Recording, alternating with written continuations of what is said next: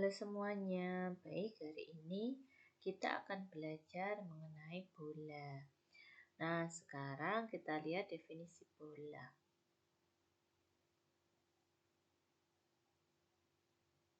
Bidang bola adalah bidang lengkung yang terjadi di sebuah setengah lingkaran diputar sekeliling garis tengahnya.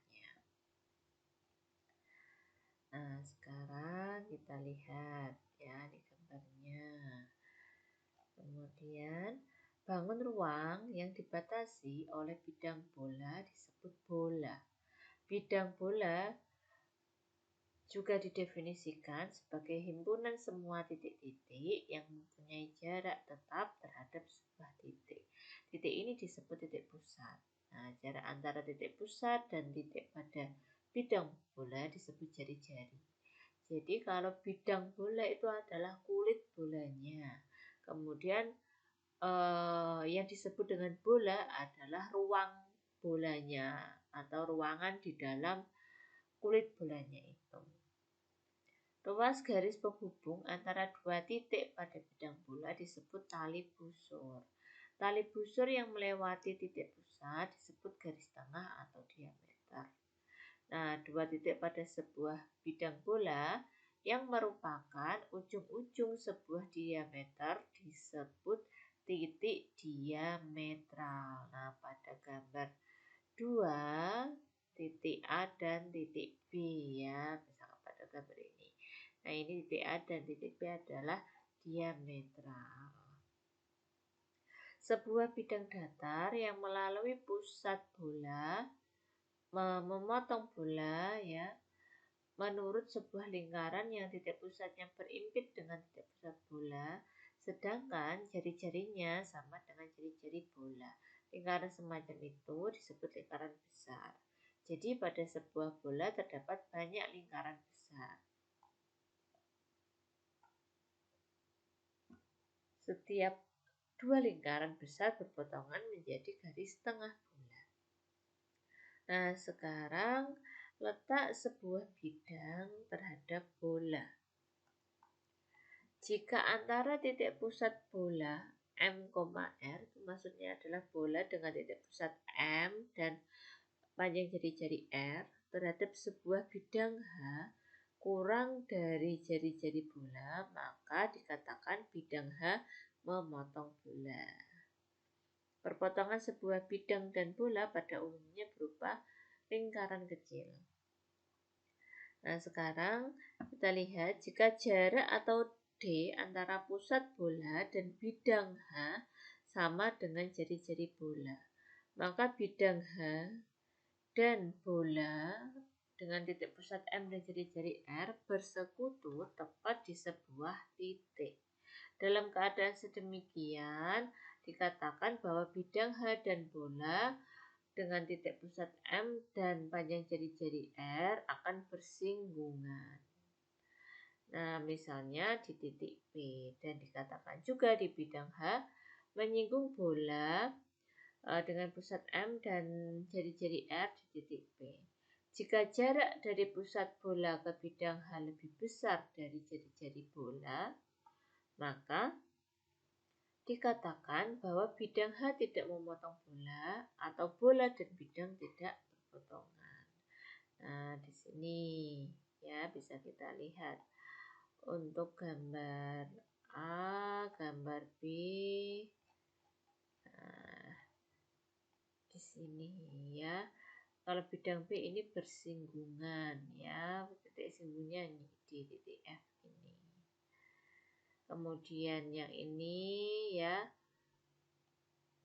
yang gambaran pertama berarti ini bidangnya memotong lingkaran ya, titik potongnya adalah ini, yang lingkaran yang putus-putus ini.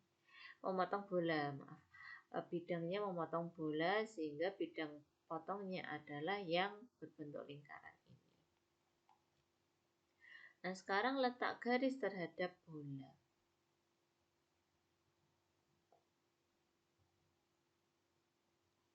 Untuk menentukan atau memeriksa Letak sebuah garis G terhadap sebuah bola dengan titik pusat M dan jari-jari R melalui G, dan titik pusat bola dibuat sebuah bidang yang akan memotong bola itu menurut sebuah lingkaran besar. Nah, karena dengan demikian, garis D dan lingkaran besar itu bersama-sama terletak pada sebuah bidang, sehingga dapat diterangkan kemungkinannya sebagai berikut. Garis G memotong lingkaran di dua titik yang berlainan, yang berarti garis G menembus bola di dua buah titik. Nah, kalau pada gambar berarti ada pada gambar G1 ya. Garis G1 ini memotong bola pada dua buah titik ini. Kemudian yang kedua adalah garis G menyinggung lingkaran, yang berarti garis G dengan bola mempunyai tepat sebuah titik persekutuan. Dalam kedudukan seperti ini, G disebut garis singgung. Garis singgung pada bola tersebut. Nah, kalau pada soal yaitu ada pada G2 di sini ya, hanya ada satu titik singgungnya.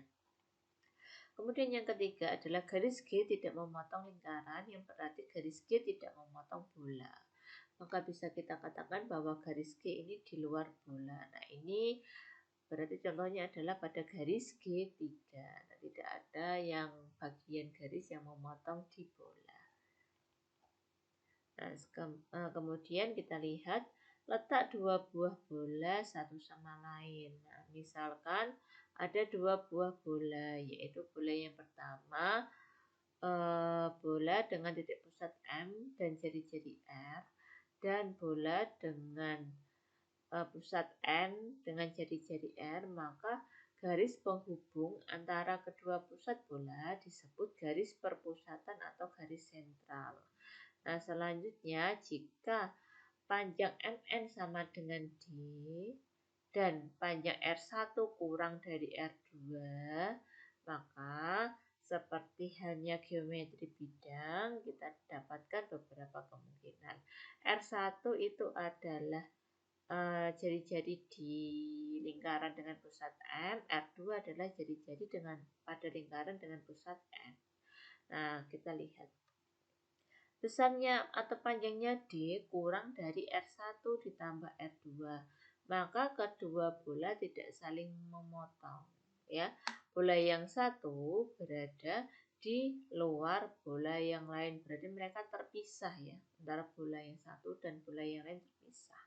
Kemudian jika D sama dengan R1 ditambah R2, maka kedua bola saling bersinggungan di luar dan mempunyai titik persekutuan. Berarti titik singgungnya yaitu hanya sebuah titik singgung, dan titik singgungnya berada di luar di sini ya, maksudnya tidak berada di dalam lingkaran. Kemudian yang ketiga yaitu ketika R1 dikurangi R2 kurang dari D kurang dari R1 ditambah R2, maka kedua bola saling memotong menurut sebuah lingkaran. Nah, ini ya, berarti saling memotong seperti ini. Kemudian yang keempat yaitu D sama dengan R1 dikurangi R2, maka kedua bola saling bersinggungan di dalam.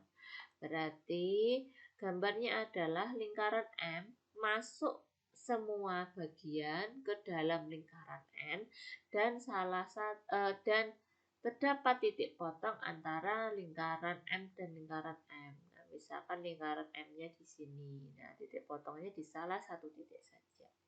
Kemudian D kurang dari R1 dikurang R2, maka bola yang satu terletak di bola yang lain.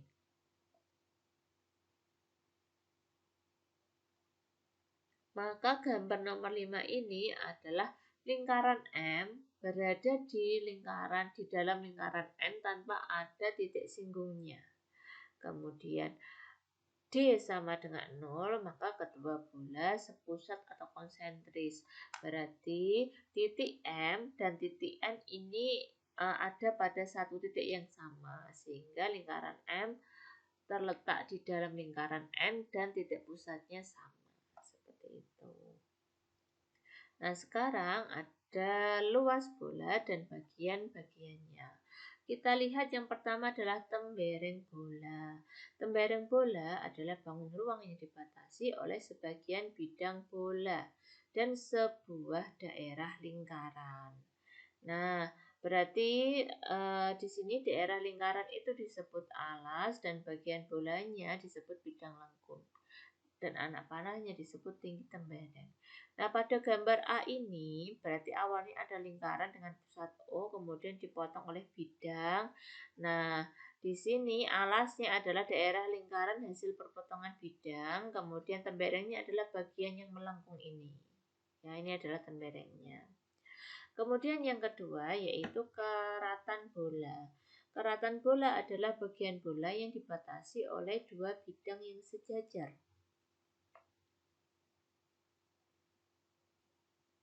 Bidang-bidang sejajar tadi disebut bidang alas dan bidang atas, sedangkan jarak antara kedua bidang itu adalah tinggi dari keratan bola.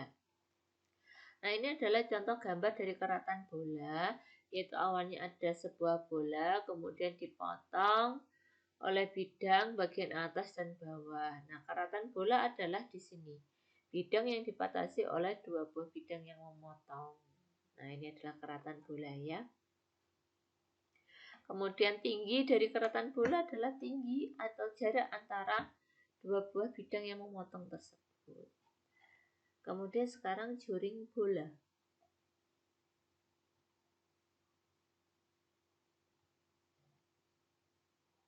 Juring bola adalah benda yang dibatasi oleh sebuah tembereng bola dan kerucut yang mempunyai bidang alas sama dengan tembereng bola yang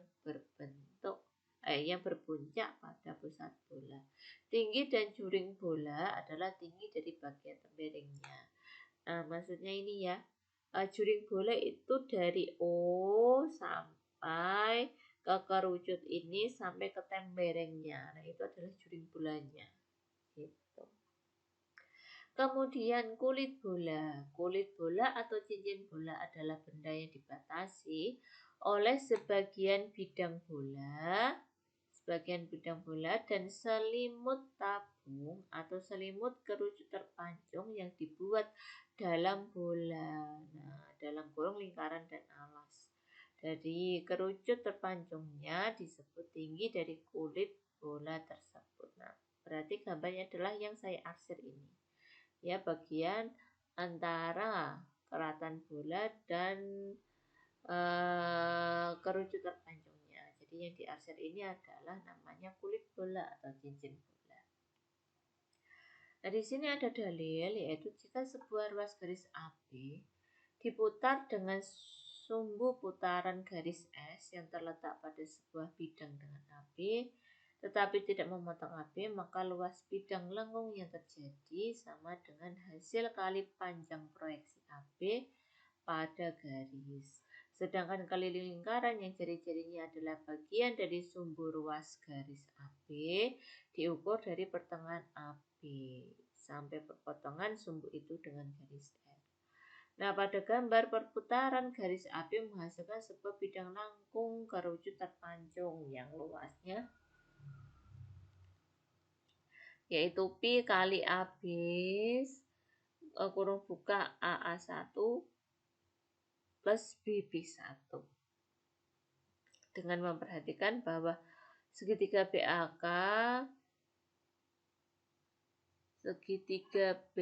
sebangun dengan segitiga DCG.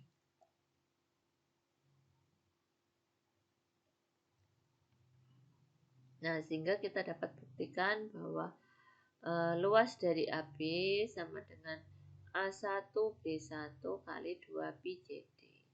Nah, luas AB adalah luas garis AB yang berputar. Nah, di sini dalil di atas tadi juga berlaku jika AB dan S mempunyai titik persekutuan atau jika AB dan S jajar. Nah, kemudian dari dalil-dalil tersebut bisa kita peroleh rumus-rumus luas bidang lengkung pada bola. Nah, yang pertama adalah luas bidang lengkung tembereng bola. Nah, luas bidang lengkung tembereng bola adalah 2 pi r. T. R-nya adalah jari-jari bola dan T-nya adalah jarak antara pusat bidang lingkaran, ya ini T-nya, dengan kulit bola. Kemudian yang kedua adalah luas bidang lengkung keratan bola. Jadi luasnya adalah sama, yaitu 2 kali pi RT, di mana R-nya adalah jari-jari bola, T-nya adalah jarak antara titik pusat lingkaran atas dan lingkaran bawah. Kemudian luas bidang lengkung kulit bola. Nah, berarti di sini rumusnya sama, yaitu 2 pi RT. Yang membedakan adalah R-nya jari-jari bola dan T-nya adalah tinggi dari kerucut terpanjang atau tinggi tabung. Kemudian luas bidang bola yaitu 4 pi R kuadrat. Nah, selain luas permukaan pada bola, ya ada juga volume bola dan bagian-bagiannya. Nah, yang perlu kita ketahui yaitu mengenai dalilnya.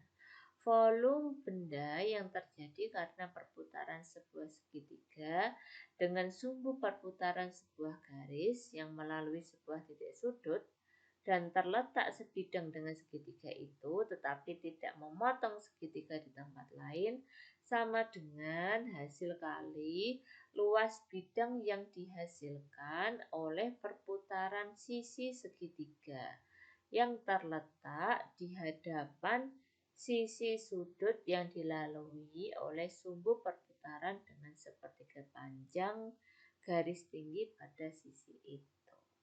Jadi jika daerah segitiga ABC diputar sekeliling garis S yang melalui titik sudut A, sedang S tidak memotong segitiga ABC, maka volumenya, volume benda hasil perputaran daerah segitiga ABC yaitu luas segitiga ABC sama dengan luas BC kali sepertiga TA. Nah, seperti ini ya gambarnya. Nah, sekarang kita lihat mengenai volume bola. Nah, volume bola masih ingat yaitu 4/3 pi kali R pangkat 3. R-nya adalah jari-jari bola. Nah, rumus lainnya adalah volume bola yaitu 1/6 kali pi kali D pangkat 3. Berarti D-nya adalah diameter bola, di mana D-nya adalah 2R. Nah, sekarang volume dari juring bola. Nah, ini adalah juring bola ya. Dari O ini sampai tembereng itu semuanya juring bola. Nah, bagaimana cara mencari volumenya? Yaitu 2/3 kali pi R kuadrat T. R-nya jari-jari bola dan T-nya adalah tinggi pada tembereng bola. Kemudian volume tembereng bola. Volume tembereng bola yaitu bisa menggunakan dua rumus ini ya. Setengah pi R kuadrat T plus 1/6 pi T pangkat 3. Kemudian rumus yang kedua 1/3 pi T kuadrat kali 3 R besar dikurangi T, di mana R besar adalah jari-jari bola, R kecil adalah jari-jari alas lingkaran. Nah, ini R-nya jari-jari bola, R besar, ini R kecilnya jari-jari lingkaran kecil ya. Kemudian T-nya adalah dari lingkaran ini ke tembereng. Kemudian volume karatan bola. Nah, volume karatan bola kita bisa menggunakan rumus ini. Setengah pi R1 kuadrat T plus setengah pi R kuadrat T plus 1/6 pi T pangkat 3. R1 adalah jari-jari lingkaran alas ya, R2 jari-jari lingkaran atas, kemudian T-nya adalah tinggi karatan bola, yaitu jarak dari bidang lingkaran alas dan bidang lingkaran atas. Kemudian volume kulit bola. Nah, volume kulit bola ya, volume kulit bola kita lihat pada sebuah kulit bola atau cincin bola, jika K adalah panjang tali busur pada irisan meridiannya, berarti ini K-nya di sini ya. Dan tinggi dari kulit bola itu Maka dengan memandang atau memperhitungkan bahwa volume cincin bola adalah selisih dari volume sebuah karatan bola dan sebuah kerucut terpancung, maka dapat dibuktikan bahwa kulit bola yang dihasilkan yaitu perputaran daerah tembereng lingkaran ABC. Jadi volume kulit bola A, B, C ya, bagian ini ya. Berarti 1/6 kali pi K pangkat 2 TK-nya adalah ini ya, garis miringnya ini. Nah, volume kulit bolanya adalah itu 1/6 pi K kuadrat T. Nah, sekarang kita lihat latihan soal dan clue. Yang pertama, diketahui sebuah kubus dengan rusuknya A cm. Hitunglah luas bidang bola yang melalui titik-titik sudut kubus itu. Nah, jika titik-titik sudut kubus itu saling menyinggung pada bola, maka pertengahan dari diagonal ruang kubus tersebut adalah titik pusat dari bolanya. Nah, berarti kita harus mencari panjang jari-jari bola, yaitu setengah dari panjang diagonal ruangnya. Nah, setelah ketemu R-nya, nanti bisa kita masukkan ke rumus volume atau rumus luas bidang bola. Kemudian yang kedua, yaitu ditentukan sebuah bola dan sebuah kerucut yang mempunyai luas sama. Maksudnya luas sama adalah luas seluruh bidang kerucut. Jika tinggi kerucut sama dengan garis tengah bola dan sama dengan 2R, maka hitunglah perbandingan antara panjang jari-jari bidang alas kerucut dan panjang jari-jari bola. Nah, untuk clue-nya adalah jari-jari bola yaitu R kecil. Tinggi kerucut berarti 2R kecil, ya kan? Kemudian jari-jari kerucut adalah R besar. Maka bisa kita cari apotemanya, yaitu S sama dengan akar dari 2R kuadrat ditambah R besar kuadrat. Nah, nanti ketemu ya S-nya. Kemudian kita masukkan ke rumus luas bola sama dengan luas kerucut seluruhnya. Dimasukkan R kecilnya. Kalau dia tetap R ya R saja ya. R besarnya ya bisa tetap kita masukkan. Kemudian R kuadrat kita masukkan R dan S-nya kita masukkan sehingga nanti ketemu nilai R besar gitu. Kemudian kita cari R besar banding R kecilnya. Kemudian yang ketiga yaitu sebuah bejana berbentuk setengah bola dengan diameter 4 desimeter. Bejana itu diisi air sampai setengah tingginya. Berapa volume air yang diisikan itu? Nah, kalau kita mencari volume air yang diisikan, berarti sama saja dengan kita mencari volume dari tembereng bola. Dengan tinggi temberengnya adalah setengah dari jari-jari bola. Nah, berarti T-nya adalah setengah kali setengah diameter. Setengah diameternya kan 4 ya. Setengah kali 4 itu 2.